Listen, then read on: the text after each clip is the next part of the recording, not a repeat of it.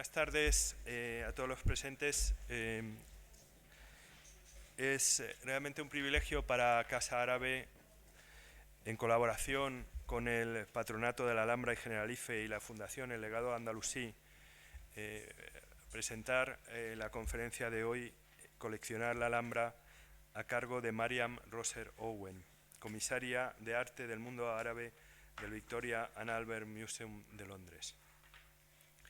La conferencia es la última del ciclo que hemos dedicado al arte y culturas de la Alhambra, el poder de la Alhambra, la exposición que se ha venido celebrando en la Alhambra. Como saben, en Granada organizamos un seminario el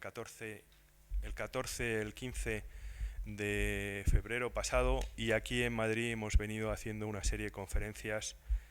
Entre ellas veo en el público a María Jesús Viguera, entre ellas la conferencia de María Jesús Viguera. Hoy cerramos el ciclo con la conferencia de Mariam Rosser-Owen. Mariam es comisaria responsable de la colección del mundo árabe del Museo Victoria and Albert de Londres, donde ha trabajado desde que se doctoró en arte islámico y arqueología en la Universidad de Oxford en el año 2002. Su tesis de doctorado, que será publicada en breve, se centró en el mecenazgo artístico y cultural de Almanzor y la dinastía omeya de los amíridas. En el año 2010 publicó Islamic Arts from Spain, Arte Islámico de España, que ha sido editado en español por Turner. Ha comisariado la exposición Owen Jones y la Alhambra, el diseño islámico, descubrimiento y visión, que pudo verse en el Museo de Bellas Artes de la Alhambra en el año 2011 y posteriormente en Oslo, Sharjah y Corea. Sus investigaciones más recientes se centran en la historia del coleccionismo de arte islámico español en Gran Bretaña durante los siglos XIX y XX, y lo ha recogido en el artículo Coleccionar la Alhambra, Owen Jones y la España Islámica en el South Kensington Museum, dentro del libro Owen Jones y la Alhambra, editado por Juan Calatrava. Tiene en preparación un artículo sobre la colección de textiles andalusíes del Victoria and Albert, que aparecerá en las actas del Congreso La investigación textil y los nuevos métodos de estudio, editados por Laura Rodríguez Peinado y Ana Cabrera. En esta breve descripción que he hecho de la brillante y prometedora carrera de Mariam Rosser-Owen, quiero destacar, aparte de que estuvo recientemente en España, entre otras cosas visitando la Casa Árabe de Córdoba, quiero destacar que he hecho referencia a lo largo de esta descripción a muchos de los temas realmente más importantes con los que hemos podido tratar o los que estamos tratando en esta Casa Árabe desde una perspectiva del arte visual. El tema de la Alhambra como referente, la Alhambra como proyecto de gestión cultural, la Alhambra en definitiva como un elemento de poder, está siempre presente en nosotros. Las relaciones en torno a la magnífica exposición que se hizo en su momento sobre los tejidos nazaríes, la relación con el museo, con la Fundación Lázaro Galdeano, la relación con el Instituto de Valencia de Don Juan, la relación con el propio Victoria and Albert Museum, que para mí se encuentra en la milla de oro de la capitalidad árabe en Europa, que es South Kensington y Knightsbridge. Es decir, todos estos temas y muchos más hacen que realmente la presencia de Mariam, que avanzo, no tiene relación familiar con Owen Jones, es importante para nosotros. Quiero concluir esta presentación precisamente refiriéndome a Londres y refiriéndome a un tema que conecta también directamente de alguna manera con la presentación, y es la cuestión de las exposiciones internacionales que nacen precisamente en Londres en 1851, que producen como primer elemento, como uno de los primeros elementos, el Victoria and Albert Museum, y que precisamente en los próximos años por primera vez van a entrar en el mundo islámico y en el mundo árabe. Hay una exposición internacional en Kazajstán, en Asia Central en el año 2017, y sobre todo hay una exposición en Dubái en el año 2020. Es la primera vez en la exposición de Dubái en la que una exposición internacional o universal va a tener lugar en un país de mayoría árabe. Todo esto, ¿por qué? Porque desde luego Owen Jones, el descubrimiento de la Alhambra, todo el desencadenamiento posterior de movimientos relativos al alhambrismo, al neomudéjar, al neomorisco y a todos los neos que sean necesarios, tienen para mí un entronque muy claro en ese momento del origen de la Exposición Internacional de Londres y la aparición del Victoria and Albert Museum. Y sin más, paso la palabra a Mariam. Muchas gracias. Muchas gracias. Buenas tardes. Espero que ustedes puedan escucharme. ¿Sí? Es un placer, un gran honor estar aquí en la Casa Árabe dando esta conferencia y pido disculpas que voy a dar mi presentación en inglés. My lecture this evening, as Eduardo has said, will explore the taste for the art of Islamic Spain in Britain in the 19th century and the collecting of this material by the Victoria and Albert Museum in London, the United Kingdom's National Museum of Art and Design.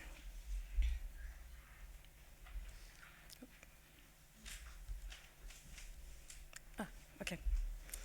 Now widely known as the V&A, the museum is located in the district of South Kensington and in its early days was known as the South Kensington Museum. The museum was founded in 1852 and can thus be credited with forming one of the first public collections of Spanish art anywhere in the world. Its collections predate even those of the Museo Arqueológico Nacional here in Madrid, which was founded in 1867.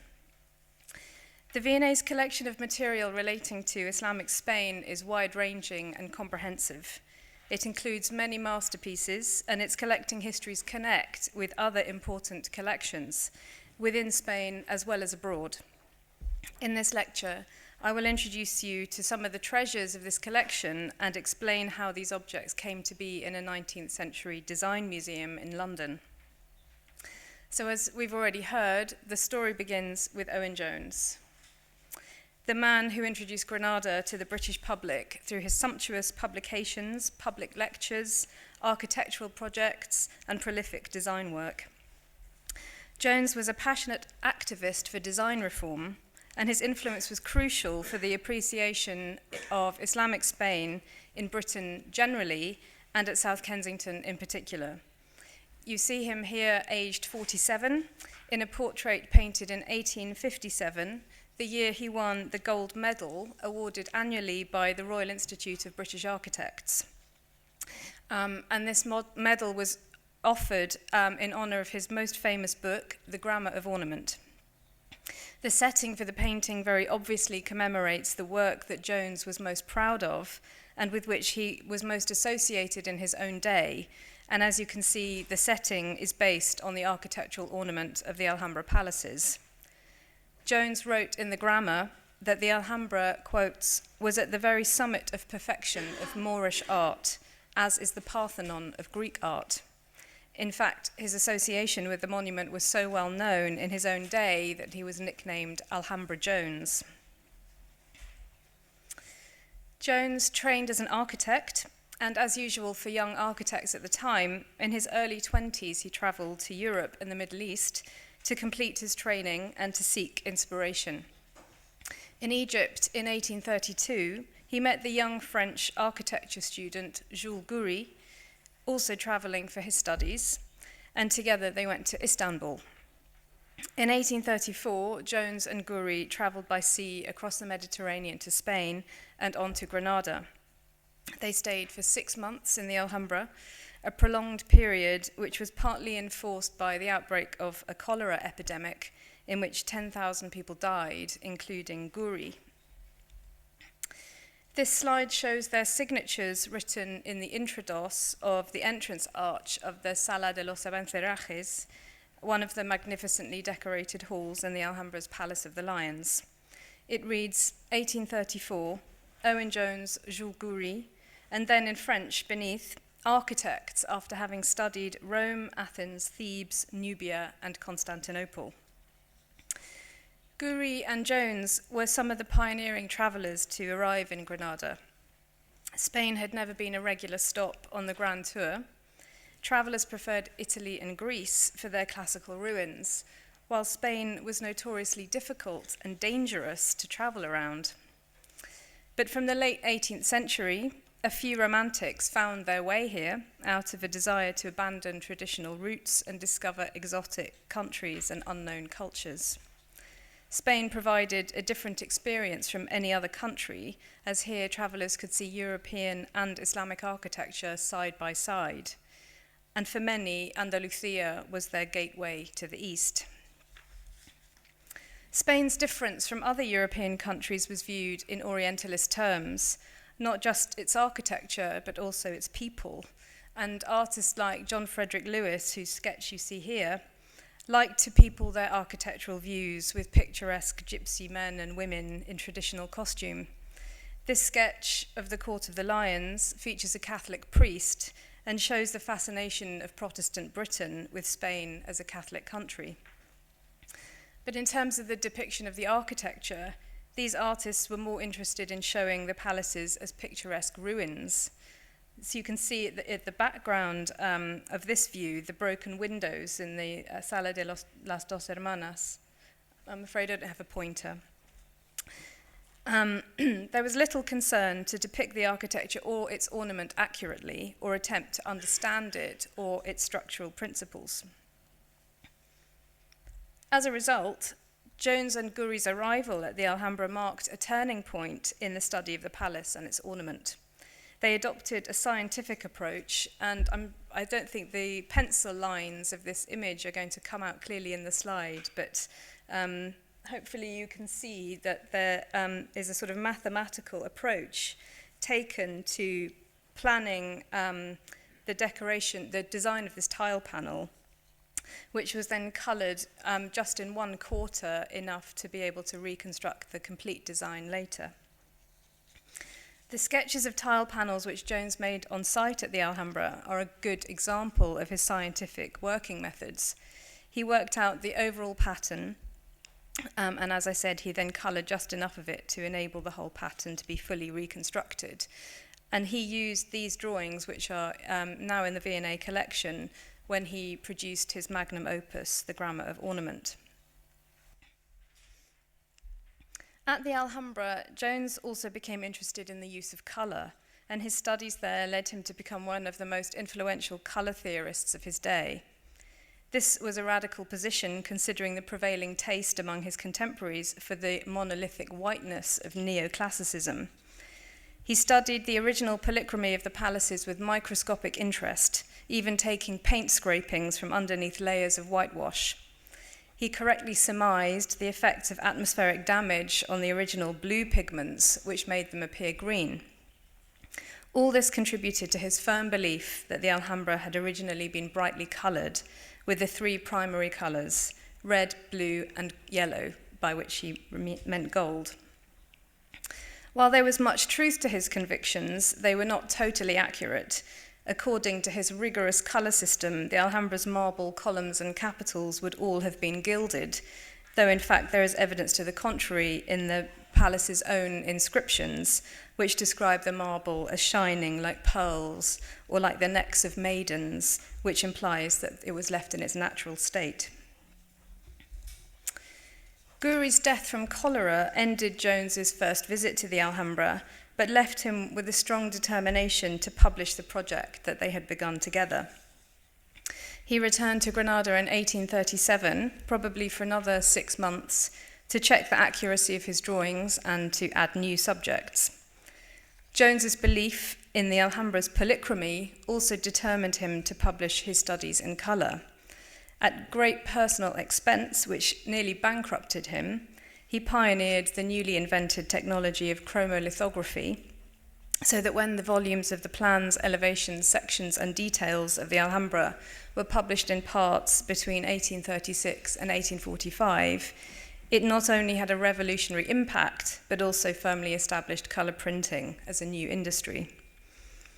This lavish work brought the Alhambra to the attention of the British public and began an obsession with the monument and its architectural style that lasted into the early years of the 20th century. In professional terms, this publication established Jones as a key figure among the relatively small group of architects and designers in Victorian London who were attempting to reinvigorate British craft and industry in order to better compete in the marketplace. Reformers like Sir Henry Cole, who became the first director of the South Kensington Museum, were working to improve art education in order to benefit British industrial design. An important consequence of this movement of design reform was the Great Exhibition of the Works of Industry of All Nations, the first World's Fair, staged in Hyde Park in 1851. Famously, the exhibition was visited by 6 million people, equivalent to 1/3 of the entire British population in just 6 months. Owen Jones was invited to participate in this great cultural project by designing the interior decoration of the enormous iron and glass structure that came to be affectionately known as the Crystal Palace. This view shows a scheme that was not, in the end, fully carried out. The painting was made as part of the final approval process for Jones's planned designs. It shows how he used the commission as a way of starting to put into practice the design theories that he developed through his study of the Alhambra. He proposed to paint the defining features of the architecture in the 3 primary colours, and also to use textile hangings to soften the angle of the arches in a way that recalled the plaster spandrels of the Alhambra. And the inserted image is a plate from Jones's Grammar of Ornament, published a few years later, which shows the decoration of some of these spandrels. In the same year, in 1851, Jones was invited to join a small committee which Sir Henry Cole, seen here, assembled to make acquisitions from the Great Exhibition, using a budget of £5,000 supplied by the British government. This committee applied very high standards when making their selection. The new acquisitions joined the private teaching collection of an institution called the Government School of Design, which was founded in 1837 and is now known as the Royal College of Art. This process formalized the teaching collection into a public museum, which was now called the Museum of Ornamental Art, and this is the institution which eventually developed into the V&A. This collection already included works inspired by the art of Islamic Spain, since among the first objects acquired by the School of Design were 4 plaster casts of the Alhambra, donated by Owen Jones in 1838, to be used for teaching. The collection also included objects bought from the Exposition of Manufactures in Paris in 1844, and among these were 2 interpretations of the Alhambra's iconic gazelle vase, created by the French potters Édouard Honoré and Jules-Claude Ziegler. And both these works were acquired for the School of Design in 1846. Their association with the Alhambra, coupled with their elegant ornament based on the Nasrid Parmet, must have appealed to the school's council because they were already familiar with Owen Jones's recently published Alhambra volumes. Though several Spanish designers had exhibited at the Great Exhibition, very little from Spain was acquired on this occasion. The Alhambra's restorer, Rafael Contreras, had exhibited, quotes, arabesques, details from the Alhambra, to quote from the exhibition catalogue. Matthew Digby Wyatt's book, Industrial Arts of the 19th Century, illustrates work by Contreras in this plate. And interestingly, the caption to the plate tells us that these so-called Alhambra designs were produced for the cabinet of the Queen of Spain at Aranjuez, the famous Salon Árabe, which Contreras designed for Isabel II between 1848 and 1850. He had just finished the room and clearly felt it appropriate to exhibit his most recent work in London. Contreras obviously also exhibited some of the reduced-scale models which became such popular collectibles by visitors to the Alhambra, since Wyatt introduces his text on Contreras by reminding his readers of, quotes, his skill displayed in the production of some beautiful models on a small scale of portions of the Alhambra. Contreras began to produce these models in response to the burgeoning tourist market, and he coloured them brightly, probably influenced by Owen Jones, since they would have met each other during Jones's 2 visits to the Alhambra. Later, in 1865, Contreras gave the South Kensington Museum a set of 26 models of different spaces in the Alhambra. But in the post-war years of the 1950s, when space at the museum was limited and its curators were reassessing their collecting priorities to the detriment of all things 19th century, all these models, except for this one, were disposed of by the museum. So the Great Exhibition ran for only 6 months, but a plan was soon made to re-erect the Crystal Palace on a more permanent basis. And this was accomplished in 1854, when a newly configured structure on Sydenham Hill in South London was opened, and the Crystal Palace stood there until it was destroyed by fire in 1936, so it had an 81-year life. Owen Jones played a greater role in the conception of the exhibits there, especially in the 10 fine arts courts, which provided visitors with the 3-dimensional encyclopedias of the history of art. Alongside ancient Egyptian, Greek, Roman, Byzantine, and medieval courts stood the Alhambra Court, designed and built by Jones, and the only space dedicated to a single building rather than a whole style. This structure recreated the Alhambra's Court of the Lions, but without its 2 pavilions due to lack of space. Jones used the paper impressions and plaster casts he had made on site at the Alhambra to recreate its architecture in 3 dimensions. Ambitiously, Jones planned to create a life-size replica of the ceiling vaults of the Alhambra's Hall of the Two Sisters. The Arabic word muqarnas is the name given to this method of stacking geometrically shaped prisms to build up 3-dimensional and a purely decorative effect.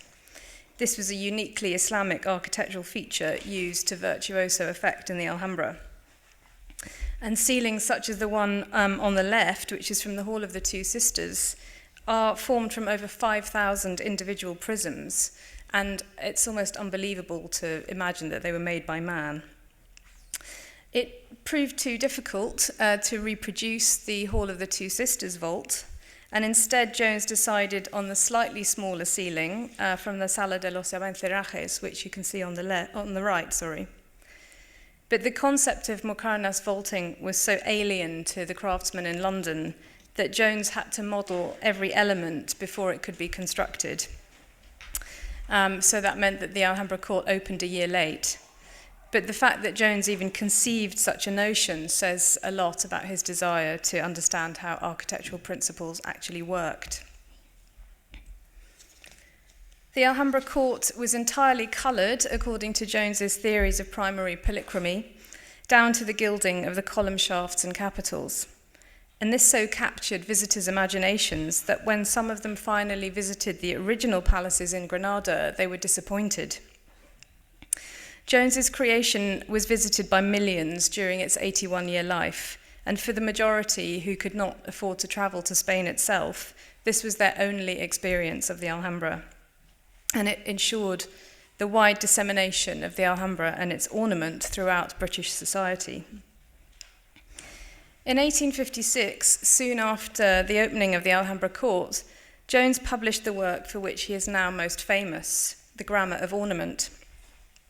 This was a design source book which aimed to bring, quotes, into immediate juxtaposition the many forms of beauty which every style of ornament presents.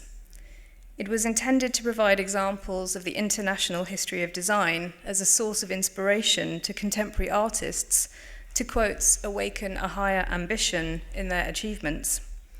It became a crucial pattern book for designers and is still in print today. While the grammar featured ornamental styles from all periods and places, it was heavily biased towards Islamic design, and more space was devoted to Moresque ornament than to any other so-called primary civilization. As an introduction, Jones set out his 37 general principles in the arrangement of form and colour in architecture and the decorative arts. Many of these principles were directly based on Jones's studies of the Alhambra. Indeed, the Alhambra's decoration appears to have provided the perfect synthesis of all Jones's principles of ornamental design. His final proposition read, "No improvement can take place in the art of the present generation until all classes, artists and manufacturers and the public, are better educated in art, and the existence of general principles is more fully recognised." This sentiment chimed very strongly with the collecting policies of the South Kensington Museum, which strove to improve the taste of the museum-going public. It was under Jones's influence that a deep respect for Islamic art, especially from Spain, and its design principles informed the museum's developing collection. After the first acquisitions from the Great Exhibition, the museum grew rapidly. Further purchases were made from later international exhibitions, such as those in Paris in 1855 and 1867, and London in 1862. The replica gazelle vase by the French potter Joseph Théodore Deck was acquired from the London exhibition, where it was among several pieces in, quotes, Oriental or Arabic style, which helped Deck to win a medal for decorative porcelain. This is a slightly reduced but otherwise precise copy of the original gazelle vase, the Nasrid vase, early 15th century, which had been excavated at the Alhambra in the 18th century.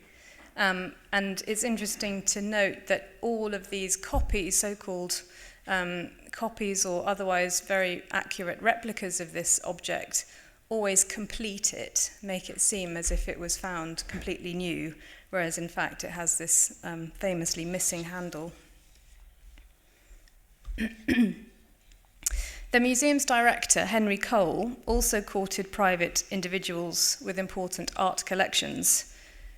The painting Old Buildings on the Darrow in Granada by David Roberts came to the museum in 1857 as part of the donation of the entire paintings collection formed by the industrialist John Sheepshanks. Painted in 1834, it captures a moment in the history of Granada just before the grand modernizations of the city, when this stretch of the River Darro was covered over to build the Calle de los Reyes Católicos. Other acquisitions were made at the sale of private collections after the owner's death. In 1853, the museum acquired a number of Spanish artifacts from the collection of the civil servant James Bandinel. This included 2 panels of plasterwork from the Alhambra. This particular piece is the earliest associated with the Alhambra, which is still in the V&A's collections. 19th century travellers liked to bring back souvenirs from their travels, and in the early days of tourism at the Alhambra, visitors frequently helped themselves to bits of the building, even sometimes chipping tile panels or plaster panels off the wall. The French artist Gustave Doré apparently witnessed this particular scene during his visit to the palaces in 1862. But as formal restorations of the palaces got underway in the 1860s, the enterprising restorer Rafael Contreras set up an industry selling plaster casts to cater to this taste for souvenirs and to staunch the desire of visitors to help themselves to bits of the building. These were sometimes distressed to make them look genuine, and many of the tourists who bought these must have thought they were original medieval bits of plaster, because when they later presented them to the V&A, they described them as 14th century. But certainly the air bubbles on the surface of this panel suggest that it's a plaster cast made possibly by Contreras in the 19th century. In the 1860s, as the museum developed and expanded, new structures and interior design schemes were commissioned for the galleries at South Kensington. Owen Jones was commissioned to decorate a new Oriental court, and he seems to have intended an Alhambra scheme a number of designs for which survive in the V&A's prints and drawings collection, which give an idea of what this might have looked like. But in the end, this scheme was never realised, and these rooms instead were decorated in designs derived from Chinese and Japanese art, which was also displayed within those spaces. A decorative scheme that did see fruition was the new ceramics gallery, which opened in 1870. The windows running along one side of the gallery were filled with a series of monochrome pictures illustrating in chronological order the history of ceramic art and incorporating objects in the collection which were displayed in the gallery behind. The fifth window was dedicated to lusterware from Spain, a category of ceramics that was highly regarded by 19th century connoisseurs. Moncure Conway noted in his book Travels in South Kensington, published in 1882, that Spanish lusterwares was, quotes, eagerly sought by collectors, both on account of its beauty and as the origin of Italian maiolica. And the V&A now holds one of the largest and best international collections of this type of ceramic. The scene at the top left of the window, I hope you can see it, shows potters stoking the kiln in an image derived from Cipriano Piccolpasso's 3 books of the potter's art, published in 1548, a copy of which was in the South Kensington Library by the 1860s. Alongside, captioned, "Placing the Alhambra vase," some labourers carry the famous gazelle vase towards the kiln, while others build the Alhambra in the background. And you can see its distinctive plaster decoration above the arches. 2 slender gazelles looking on in the foreground reference the decoration of this famous object. Deck's replica vase was displayed in the gallery. As Conway notes in his Travels in South Kensington, we have only to turn around from admiring this window to see the finest copy of that unparalleled piece of lusterware. The 2 lower scenes jointly illustrate, quotes, the commerce of the Moors in earthenware, and again reference well-known luster objects in the collection, including a large lidded bowl and one of a pair of 17th century luster jardinières. In the background, the ship waiting to export this lusterware far and wide is copied from the museum's famous Nasrid luster bowl, which was bought in 1864 from the sale of the Pio collection in Paris. This distinctive decoration on this magnificent object, made by Muslim potters at Malaga, features a ship in full sail, flying the Portuguese royal arms. It's datable to the early 15th century by the style of ship, a caravel, which was used by Spanish and Portuguese explorers in their voyages of discovery. The bowl may have been commissioned by a Portuguese maritime merchant or adventurer to commemorate his success.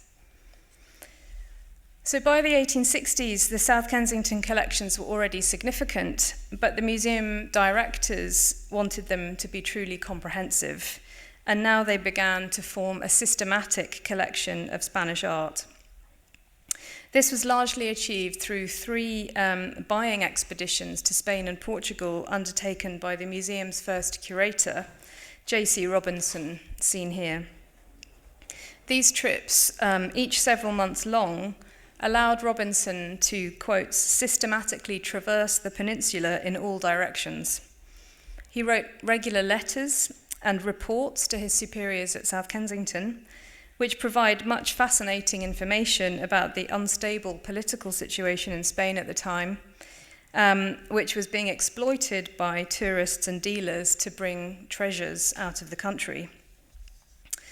This eventually awoke the concern of the Spanish authorities, who founded new institutions to protect their national patrimony, and these included the Museo Arqueológico Nacional, founded in 1867, whose imminent reopening after its long refurbishment is very much anticipated. Robinson's buying trips in Spain and the acquaintances he made there resulted in some of these treasures finding their way to the V&A. Robinson made over 300 acquisitions on these trips, among them some of the most important works of Andalusi art in the V&A collections. These include several ivory caskets made in Cordoba in the 10th and 11th centuries for the Umayyad and Taifa rulers of Al-Andalus. Among the 30 of these ivories which survive internationally, the V&A is lucky enough to hold 7 examples, the largest group in a single collection. Robinson's reports can be frustratingly terse and official, but there are occasional nuggets of provenance information. Writing from Madrid in October 1866 to report on his purchase of the little casket on the left, one of the earliest datable ivories in the entire Cordoban group, Robinson wrote, "I came to Madrid 3 days ago, and I have to report that I had the good fortune to make an important acquisition almost at the moment of my arrival. The object in question is a most beautiful and interesting ivory casket of the 9th or 10th century. It is full of exquisite beauty of design and workmanship, and in perfect conservation. On the whole, I think it the most precious work of its kind I've ever seen." The large casket on the right, which has lost its original inscription but probably dates from the early 11th century, was acquired by Robinson earlier the same year. He noted that it was purchased at Leon from a priest who was the agent of a convent of nuns in that city. In Granada in 1863, Robinson acquired, quotes, "several objects of interest, especially an ivory and gilt metal-mounted casket of pure Moorish origin, quite in the Alhambra style. This I was lucky enough to pick up in a small house in the city for a few dollars." He also noted his thoughts in ink inside the lid, which is what you can see at the top right. He writes, "It is doubtless a work of the Granadan Arab epoch of, as I believe, the end of the 14th or beginning of the 15th century. Of its kind, it may perhaps be deemed almost unique, and as a decorative object of true Spanish Arab art, it is a work of the utmost rarity and interest." He also acquired a marble capital with original painted decoration in lapis lazuli, quotes, "brought from the palace of the Generalife at Granada. This was presented to Robinson in Madrid in 1866 by Juan Madrazo, whom he described as a personal friend. Juan Madrazo was one of a dynasty of Spanish painters who were connected by marriage to the painter Mariano Fortuny, who himself was responsible for discovering many now famous works of Nasrid art on his visits to Granada, including this magnificent luster tile now in the Instituto de Valencia de Don Juan here in Madrid. Robinson was a great connoisseur of art, and the objects he purchased in Spain were chosen primarily on an aesthetic basis. It was under his influence that South Kensington began to move away from its original focus on education through good examples of contemporary manufactures and build instead a collection of beautiful and significant historic objects. However, his relationship with Henry Cole was not good, and he eventually left the museum. In the 1870s, he was succeeded as advisor on Spanish art by Juan Facundo Riaño, professor of history of art at the Escuela Superior de Diplomática in Madrid, and well connected with the London establishment. Riaño was married to the daughter of Pascual de Gallangos, who had written the historical introduction to Owen Jones's Alhambra volumes and translated the Arabic inscriptions. So as you can see, London at this period was a very small world. Riaño was first introduced to Henry Cole as someone who could facilitate the production of plaster casts of important Spanish monuments for the growing cast collection at South Kensington. And through him, the museum was able to commission a cast of the entire Portico de la Gloria from the cathedral at Santiago de Compostela, made in 1866. Through Riaño, the museum acquired 2 examples of mudéjar architecture from Toledo, both in 1871. The first is a cross-section through the late 13th century synagogue of Santa Maria la Blanca, and the other a cupboard with arched alcoves known as the Botica de los Templarios, since it came from a dispensary where medicine was given out to the poor. Both these objects were displayed in the museum's new architectural courts, now known as the Cast Courts, when they opened in 1873. And the Santa Maria la Blanca cast is still on display in that gallery. In 1883, these casts were joined by more than 50 casts of Alhambra Ornament as part of an exchange with the Academia de la Historia in Madrid, again orchestrated through Riaño, who was by then director of the Museo de Reproducciones Artísticas. These were displayed along the wall within the Portico de la Gloria, where the casts of medieval bronze doors are today.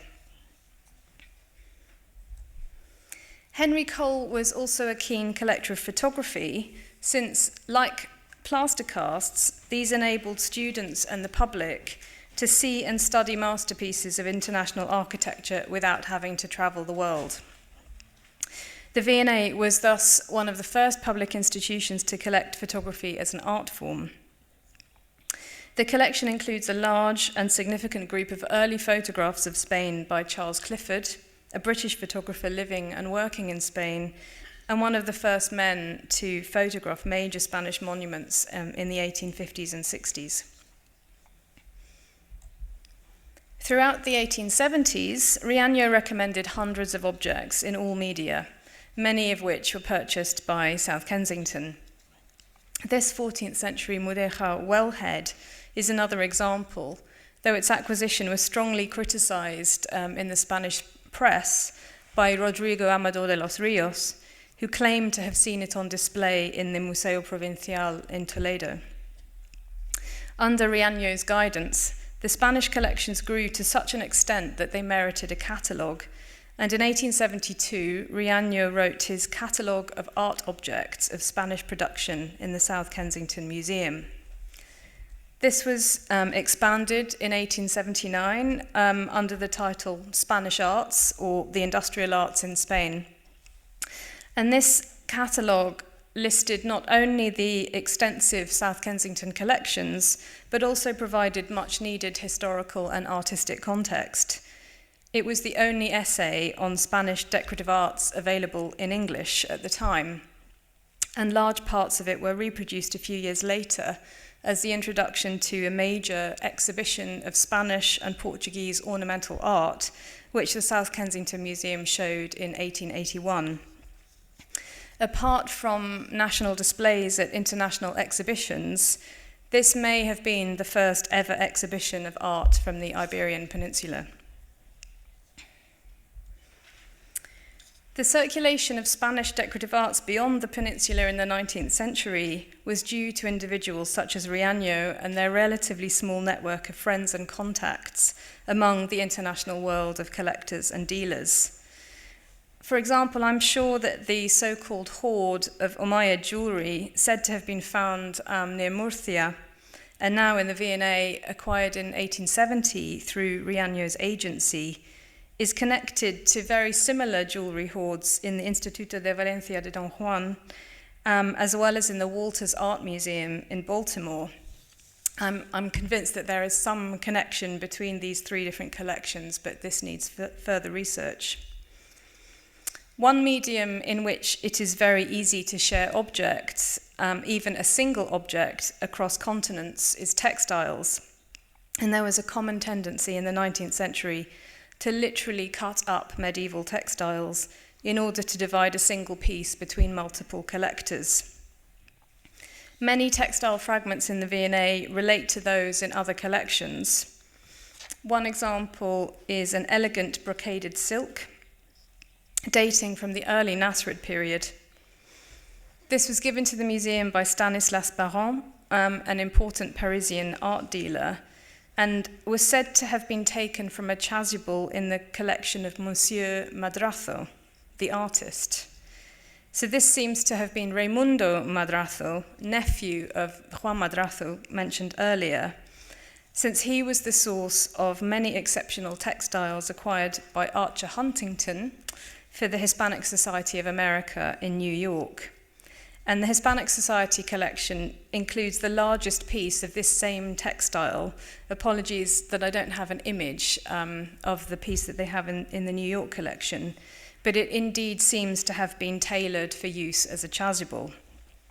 So the fact that there are two pieces of this same object in different collections hints at a personal connection between Baron and Madrazo, who lived in Paris, but also at a larger network of personal connections among international collectors that needs further research.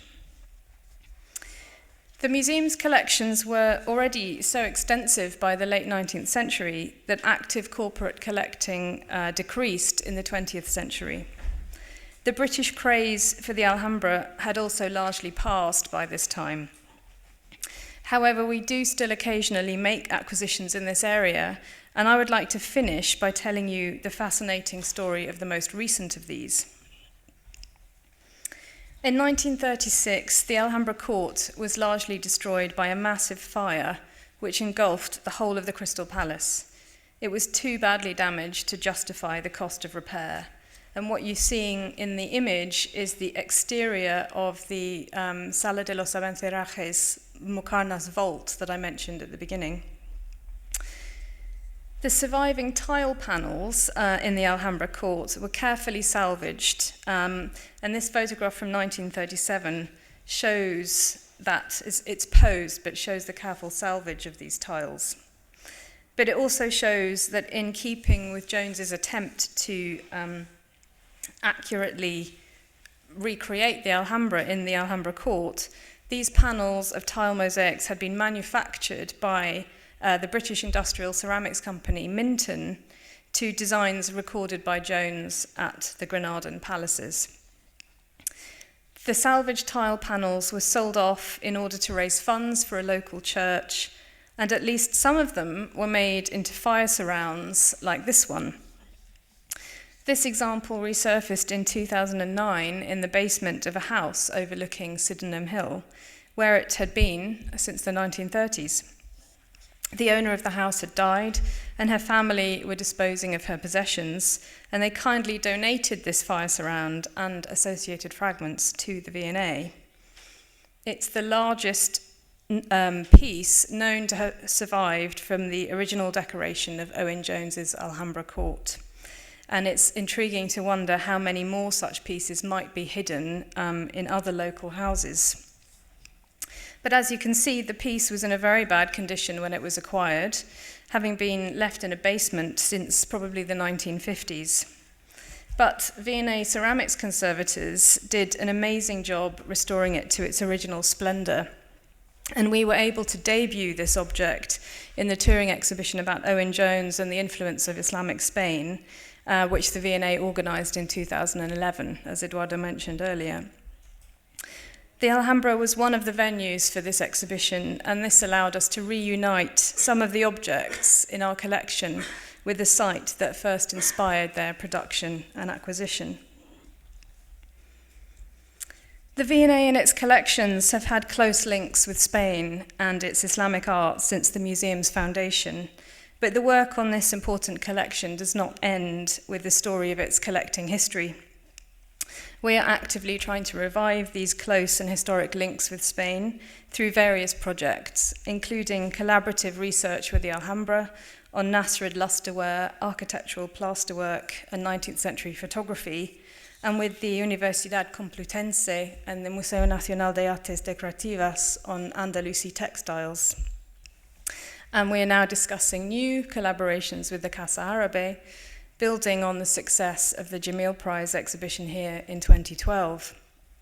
My hope is that through such collaborations and through further publications, the important collections of Islamic Spanish art that we hold in the V&A will become better known in Spain and bring greater attention to the cultural melting pot that produced these masterpieces. Thank you.